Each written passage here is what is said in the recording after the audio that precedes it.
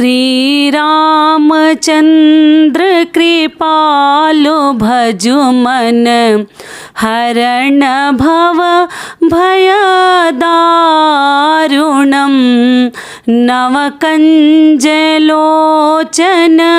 कंजमुखकर कंजपद कंजारुणं। जय राम श्री राम। नमस्कार दोस्तों, मैं हूं ममता तिवारी और आप सभी का स्वागत करती हूं मेरे चैनल ममताज वे में। कैसे हैं आप सब, तो ये बताने के लिए कमेंट बॉक्स में श्री हरि विष्णु जरूर लिखें। तो चलिए दोस्तों, आज हम इस वीडियो में जानेंगे चैत्र पूर्णिमा से संबंधित सभी महत्वपूर्ण बातें, नियम, विधि, व्रत, स्नान, दान, पूर्णिमा तिथि कब से प्रारंभ हो रही है, पूर्णिमा का व्रत हम कब से शुरू करें, कितने व्रत रखें, साथ में हनुमान जयंती भी है, आप लोग को मालूम ही है। तो हनुमान जी की पूजा से संबंधित सभी महत्वपूर्ण बातें जानेंगे, किन किन बातों का हमें ध्यान रखनी है, चंद्रोदय का समय क्या होगा, हर चीज ध्यान से बातों को समझ लीजिएगा। तो चलिए वीडियो को शुरू करते हैं। इससे पहले दोस्तों, अगर आपको मेरा वीडियो पसंद आता है तो प्लीज़ आप मेरे चैनल को सब्सक्राइब कर दीजिएगा, बेल आइकन को प्रेस कर दीजिएगा, जिससे कि मेरे वीडियो के नए नोटिफिकेशन आप सभी के पास सबसे पहले पहुंचे। तो चलिए शुरू करते हैं और सभी महत्वपूर्ण बातें जान लेते हैं। तो सबसे पहले दोस्तों आपको बता दूं, चैत्र पूर्णिमा जो है अपने में बहुत अधिक महान मानी गई है, क्योंकि उस दिन हनुमान जन्म उत्सव भी हम मनाते हैं, हनुमान जयंती है, सभी को मालूम है। और आपको बता दूं कि दिन भी मंगलवार पड़ा है। सबसे पहले जान लीजिए कि पूर्णिमा तिथि कब प्रारंभ हो रही है। तो आपको बता दूं कि पूर्णिमा तिथि 23 अप्रैल को सुबह 3:27 से प्रारंभ होगी और पूर्णिमा तिथि समाप्त हो रही है 24 अप्रैल को दिन बुधवार को सुबह 5:18 पर समाप्त हो जाएगी। तो उदया तिथि को ध्यान में रखते हुए 23 अप्रैल को ही हमें पूर्णिमा का व्रत रखनी है, स्नान दान करनी है और श्री सत्यनारायण भगवान जी की कथा भी हम 23 अप्रैल को ही करेंगे। दिन है मंगलवार और साथ में हनुमान जी की भी पूजा करेंगे, उनकी जयंती मनाएंगे, जन्मोत्सव मनाएंगे। 23 अप्रैल का दिन बहुत अधिक महत्वपूर्ण है और मंगलवार का दिन है। तो आपको किन किन बातों का ध्यान रखनी है, इस बात का भी आप लोग ध्यान रखिएगा। विष्णु भगवान की तो हम पूजा करेंगे, हनुमान जी की पूजा करेंगे, लेकिन मंगलवार का दिन है तो उस दिन तुलसी जी को आप लोग ना तोड़ें। गलती से ध्यान नहीं आता और हम तुलसी जी को तोड़ लेते हैं, तो आप एक दिन पहले सोमवार को तोड़ कर रख लीजिए, या वहाँ पर कोई अगर पत्ता वगैरह सूखा भी गिरा है तो उसको धोकर आप लोग तुलसी जी को डाल सकते हैं भोग में, क्योंकि दोनों देवी देवताओं के भोग में हमें डालनी है। इधर विष्णु भगवान लक्ष्मी जी के भी पूजा में और इधर हनुमान जी की भी ये पूजा करेंगे, उसमें तुलसी पत्र के बिना इन दोनों देवताओं के जो प्रसाद हैं वो अधूरे माने जाते हैं। तो इस बात का आप लोग ध्यान रखिएगा, ध्यान से तोड़कर रख लीजिएगा, ये क्लियर होगा। और 23 तारीख को ही हम पूर्णिमा का व्रत रखेंगे, इस बात का भी ध्यान रखिएगा। बहुत सारी बहनें व्रत रखती हैं। आप लोग बोली हैं दीदी पहली बार पूर्णिमा का व्रत कब से शुरू करना ज़्यादा सर्वश्रेष्ठ रहेगा। तो आपको बता दूं, कार्तिक पूर्णिमा से आप लोग पूर्णिमा का व्रत शुरू कीजिए, व्रत उठाइए, क्योंकि कार्तिक का महीना आप लोग को मालूम है ना, विष्णु भगवान का सबसे प्रिय महीना है। तो आप लोग कार्तिक माह से, नवंबर में जब छठ पूजा पड़ता है उसी माह से आपको उठानी है। और पूर्णिमा का व्रत जैसे हम 32 करते हैं और 33वें पे उद्यापन करते हैं, तो इस बात का आप लोग ध्यान रखिएगा।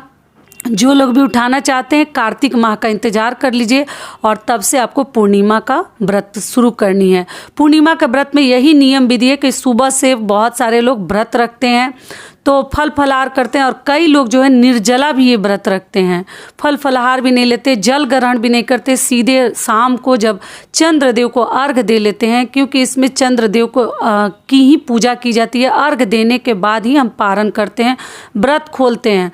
तो कई लोग तो निर्जला करते हैं और कई लोग फलाहार पे करते हैं। तो आप देख लीजिएगा किस प्रकार से आप लोग करती हैं, उस हिसाब से हमें व्रत रखनी है। और कथा इसमें देखिए, घर में आप कहलवाती हैं ब्राह्मण बुलाकर तो और भी अधिक सर्वश्रेष्ठ है। अगर नहीं कहलवाती हैं तो कथा खुद पढ़िए या आप सुनिए। अगर व्रत रखिए तब तो आपको और भी इस बात का ध्यान रखनी चाहिए कि श्री सत्यनारायण भगवान की कथा सुने बिना आपका व्रत अधूरा माना जाएगा। तो आप लोग कथा सुन भी सकती हैं और खुद से पढ़े तो अति उत्तम है। ये क्लियर हो गया। और सुबह सवेरे ब्रह्म मुहूर्त में स्नान करें पूर्णिमा के दिन तो ज़्यादा बेहतर है। स्नान का भी शुभ मुहूर्त आपको बता दूँ 4:30 से लेकर 5:30 तक अगर आप लोग स्नान कर लेते हैं, मैं एक मोटे शब्दों में बता दे रही हूँ, ऐसे शुभ मुहूर्त ब्रह्म मुहूर्त ही माना जाता है अमावस्या और पूर्णिमा के दिन स्नान के लिए।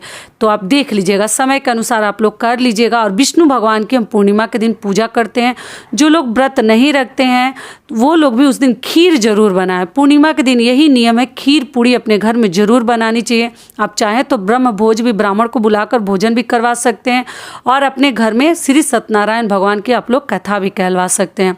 दान के लिए किसी मेरी बहन ने पूछा है कि दीदी दान के लिए सर्वश्रेष्ठ दिन कौन सा होता है, तो देखिए पूर्णिमा और अमावस्या तिथि दान के लिए सबसे अधिक महान मानी गई है। तो आप जो भी चाहें, जितना भगवान ने आपको जिस लायक दिया है आप लोग उस दिन दान भी कर सकते हैं, ठीक है। तो ये सभी बातें आप ध्यान रखिएगा। और मंगलवार का दिन है तो देखिए कई लोग तुलसी जी की पूजा करते हैं और कई लोग नहीं करते हैं। तोड़िएगा तो बिल्कुल मत, पूजा आपके हाथ में, आप देख लीजिएगा, लेकिन तुलसी जी को नुकसान न पहुंचाएं, उस दिन तोड़िएगा मत मंगलवार के दिन। अगली चीज़ क्या है कि पूरे दिन व्रत हमें रखनी है। और आप लोग ध्यान रखिएगा कि अगर अपने घर में पूजा पाठ करवाते हैं श्री सत्यनारायण भगवान की, तो सभी परिवार मिलकर आपको पूर्णाहुति जरूर करनी चाहिए, हवन करनी चाहिए बिन खाए। सुबह सुबह ही अगर पूजा हो जाए, क्योंकि मैं पूजा करके भी दिखा चुकी हूँ, आप चाहे तो सरल विधि से घर में खुद से भी आप लोग पूजा कर सकते हैं।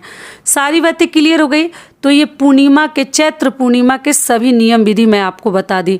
चंद्र उदय का आप चलिए समय जान लेते हैं। तो शाम को 6:25 पर मंगलवार के दिन चंद्र उदय होगा। आप लोग चंद्र देवता की पूजा करके दूध और चीनी बतासे से हम अर्घ देते हैं और उसके बाद हम अपना व्रत खोलते हैं। तो आप जिस भी विधि से व्रत रखती हैं आप उसके अनुसार कर लीजिएगा। और विष्णु भगवान को प्रणाम करके आप लोग चाहे तो पूर्णिमा के दिन अखंड दीपक भी प्रज्वलित कर सकते हैं। टोटल आपकी इच्छा है। और खीर पूड़ी आप लोग जरूर बनाइएगा। खीर बनाकर भगवान को आप लोग तुलसी दल डालकर भोग भी लगा सकते हैं, या कोई सफ़ेद मिठाई भी। ये हो गया। अब चलिए आगे जान लेते हैं हनुमान जयंती से संबंधित सभी महत्वपूर्ण बातें। देखिए वीडियो थोड़ा बड़ा होगा, 2-2 चीज़ें बताऊंगी तो ध्यान से बातों को समझ लीजिएगा। और इससे पहले दोस्तों आप सभी से एक छोटी सी रिक्वेस्ट है, अगर वीडियो पसंद आता है तो चैनल को पक्का सब्सक्राइब कर दीजिएगा और वीडियो को लाइक कर दीजिएगा, क्योंकि आपके एक लाइक से हमें बहुत अधिक हिम्मत और प्रेरणा मिलती है, तो ज़रूर कर दीजिएगा। तो चलिए अब जान लेते हैं। तो देखिए चैत्र पूर्णिमा के दिन ही हम हनुमान जी के जन्मोत्सव के रूप में भी मनाते हैं, उनका जन्म दिवस है। तो उस दिन हमें क्या करनी है, मंगलवार का दिन भी पड़ा है। हनुमान जी की फोटो प्रतिमा आप लोग रखें, मूर्ति रखे हैं तो आप जो है स्नान भी करा सकते हैं गंगा जल से। और जो लोग पूर्णिमा के दिन, देखिए एक चीज़ और बताना भूल गई, पूर्णिमा के दिन अगर बाहर स्नान करने जाते हैं नदी सरोवर में तो अच्छी बात है, नहीं जाते हैं तो घर में गंगा जल मिश्रित जल से उस दिन आप लोग स्नान कीजिएगा। और हनुमान जी की पूजा में लाल वस्त्र पहने। विष्णु भगवान में पीला पहनते हैं, तो जिस भी देवी देवता की साथ में करें तो कोई बात नहीं, और पीला और लाल मिक्स मैच रहे तो और भी बेहतर है। दोनों भगवान को प्रसन्न करने के लिए आप लोग पहन सकते हैं। और भगवान को लाल आसन पे आप लोग बैठाकर साथ में दोनों पूजा आप लोग कर सकते हैं, कोई दिक्कत नहीं है। और हनुमान जी की पूजा में यही हमें ध्यान रखनी चाहिए, उस दिन आप लोग सुंदर कांड का पाठ कर सकते हैं, आप लोग रामायण जी पढ़ सकते हैं, हनुमान चालीसा का पाठ आप लोग कर सकते हैं। यही सब कार्य हमें हनुमान जयंती के दिन करनी चाहिए। भगवान की विधि विधान से पूजा करनी चाहिए। लड्डू, मोतीचूर के लड्डू का भी भोग लगा सकते हैं, तुलसी पत्र डाल सकते हैं आप लोग। और भगवान को आप चाहें तो तुलसी जी के पत्ते अगर आपको मिल जाते हैं, अभी तो गर्मी का दिन है, बहुत मुश्किल है, सब मुरझा जाती हैं पत्तियां, तो राम राम लिखकर 108 पत्ते पर अगर आप माला बनाकर भगवान को चढ़ाते हैं ना, पहनाते हैं ना, आपकी हर इच्छा पूरी होगी। बहुत ही अच्छा माना जाता है चंदन से या रोली से राम राम लिखकर, क्योंकि राम के नाम से हनुमान जी प्रसन्न होते हैं। अगर आप जितना ही राम जी का नाम लेते हैं उतना ही हनुमान जी को आप प्रसन्न करेंगे। तो ये सभी कार्य हम जो है हनुमान जयंती के दिन 23 अप्रैल को करेंगे, दिन मंगलवार को। तो हनुमान जी की भी पूजा विधि बता दी।